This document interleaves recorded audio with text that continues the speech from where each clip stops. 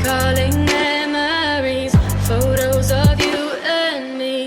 How you used to say the future's on its way.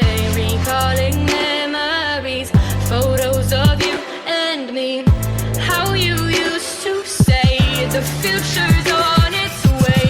Defining our memories as the difference between you and me. Writing our history, creating. I'm coming for the throne.